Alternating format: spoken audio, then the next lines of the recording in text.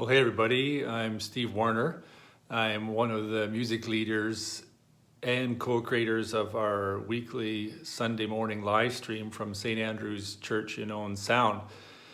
Those of you that are part of the church will probably have by now received the most recent copy of the quarterly newsletter, Fire from the Bush. In it, I did a fairly in-depth look at what goes on in terms of creating a stream from behind the scenes.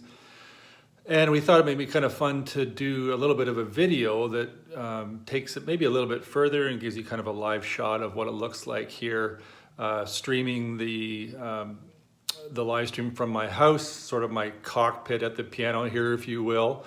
Normally I'm working at that desk over there, but when it comes to live stream time, I relocate some of my equipment, computer in particular, to right near the piano here. And so we just thought it'd be maybe fun to drill through some of the things that happen without getting too in-depth on it. In that same write-up that I did for Fire from the Bush, you'll no doubt have noted that I included a picture where I've marked it up and put little notes of what the various pieces of equipment are in the whole setup here. And I thought it'd be kind of fun maybe in the video format here to explain a bit more of what each of those does and what happens in it. So you can have that picture handy if you want, but you don't need to. I'll just work my way through the various components of what's going on and talk about it a little bit. And I'm just gonna flip the camera around to the other side so that I can show you things and point out what's going on there. So this is basically what my live stream setup looks like. It's just using basically available technology that I have at hand. And let me zone in a little bit on what these various pieces are. This of course is my iPad that I use for reading music that I'm doing during the stream. And down here at my feet, I have a little Bluetooth foot pedal that allows me to change pages just with my feet, because of course when I'm playing, both my hands are fairly busy and having to reach up and swipe the page on the screen is not so fun. Next to that, I keep an order of service, similar to what I was using in the 9 a.m. live services, to just show you what's happening, and some notes that I make in it in terms of cue numbers for the lyrics. Speaking of that, right below it here I have a couple keypads. This silver one's a Bluetooth one that I was using primarily for a while, but I've had some issues with, once I go live on Sundays, for some reason the numbers aren't communicating with the live stream software anymore, and it's very stressful and frustrating when it happens right in the middle of the stream. So recently I've added to that this wired version of a number pad, and basically the idea with that is that I can assign to the numbers on the keypad various things that I want to pop up on the screen. That would primarily be lyrics during a song, but anything that I want to assign to a number, I can just reach up while I'm playing and hit one of those numbers, and then those lyrics will toggle up onto the screen. Some other peripheral things I'll talk about first before I get into the bigger equipment and the software. This is an audio interface that allows me to plug in a couple of inputs, microphones or instruments. In my case, I have one mic up here in the piano that's pointing right down into it to, of course, capture piano sound. And then I have another mic that's right in front of me here on a boom stand. That's one I'm singing and speaking into that you see in the live stream. Obviously there's some levels and so on that can be adjusted on this particular interface. And basically this is called an analog digital interface, which allows you to plug into it analog sources like mics and so on, and then through a USB connection drive it into your computer. And I can plug headphones and so on into that, which I'll talk about in a minute. Also I have a few other oddball things here. I have a pair of headphones there that I can use to monitor things and check levels and check recordings that I've made of songs that I do in advance. I also have a pair of in-ear monitors that you'll probably see me wearing sometimes in the stream. That's what I'm using to listen to the backing track that I sometimes use when I'm playing along with one of those. Connections into the computer, of course. One of them is feeding to this second screen that I have up here, which I'll explain in a minute. That other pair of headphones, the connections to the audio interface, connections to this keypad, and so on. So this here is obviously the brains of the operation. This is my MacBook Pro. It's not super new. We're working it pretty hard, but it's doing the trick for us. And during the stream, other than, of course, what you can't see, which is the brains of it working, driving everything, the other main thing that it's doing is the webcam that's picking me up in the stream is up there at the top. And the notes that I'm using are on the screen. That's a good point actually to mention that down beside me on the bench, I actually have my mouse. And that allows me, if everything's going smoothly, it allows me basically just to scroll my lyrics up and, or not my lyrics, sorry, the things I'm going to say up and down with the mouse, just so that I'm kind of running it in teleprompter style.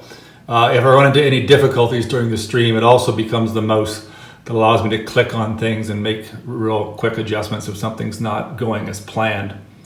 So that's pretty much what's happening with the Mac.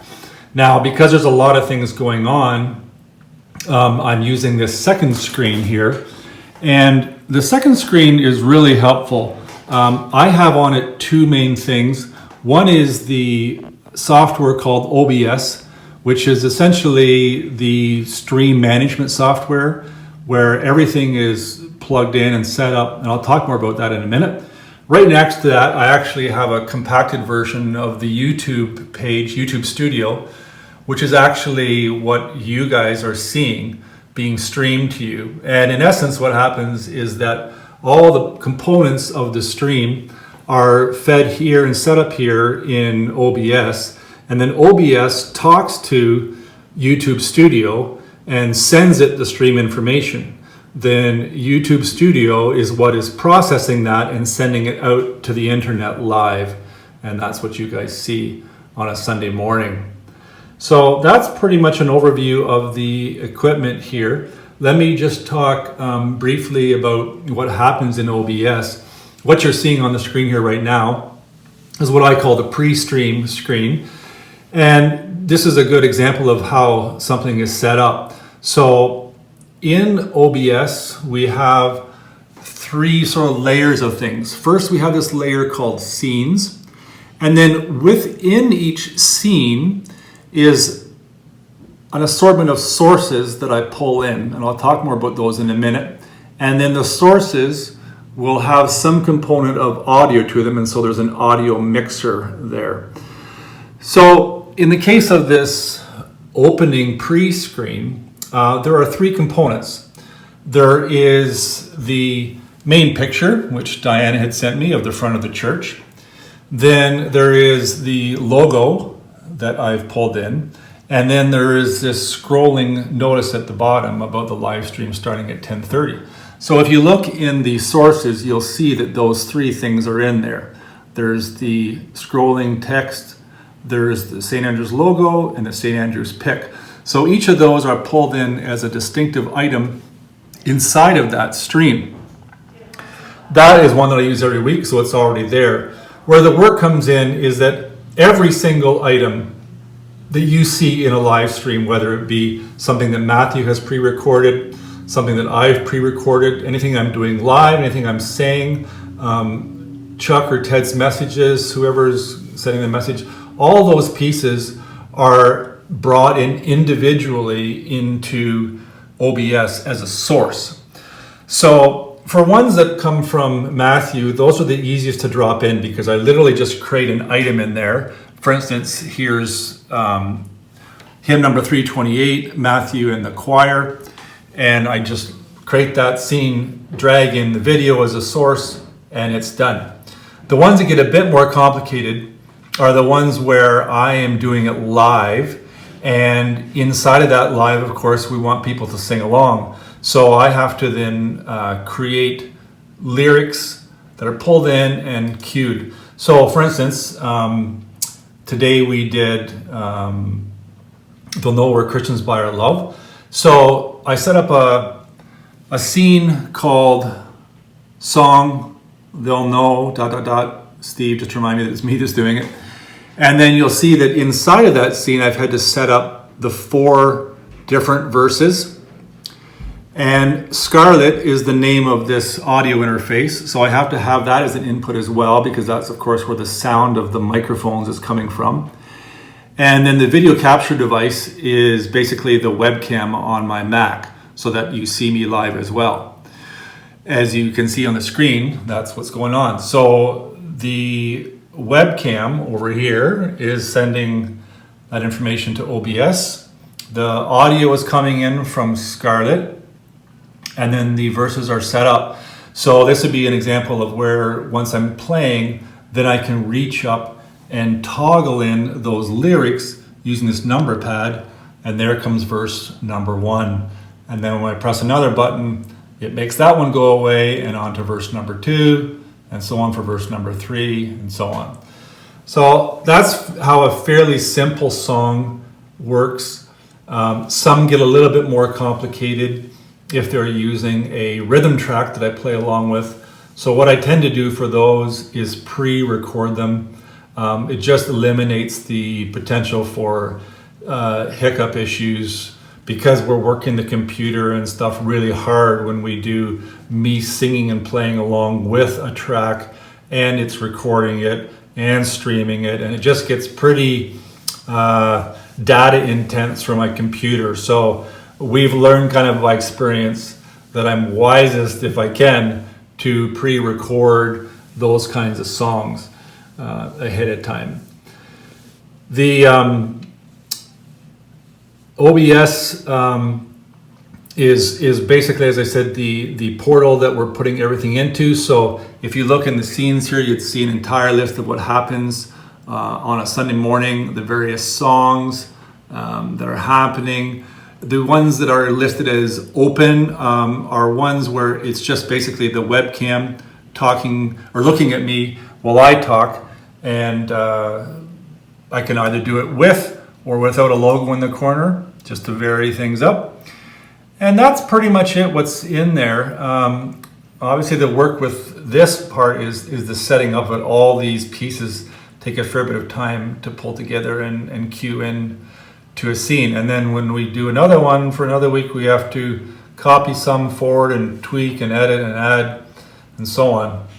And of course during the stream I can see a lot of your chat flying by here if I have a moment to look over, and Matthew of course is doing an excellent job of kind of hosting that live. Of course his work by Sunday morning is done in terms of the music, because he's done all of his during the week and then sent it to me, and I pull it into the stream layout for that day. So that should give you a pretty good snapshot and synopsis of what we use here to make our live stream. I also use OBS to do the pre-recorded videos, and then I just pull those videos back into the stream as a source. So I hope it's been a little bit insightful for you.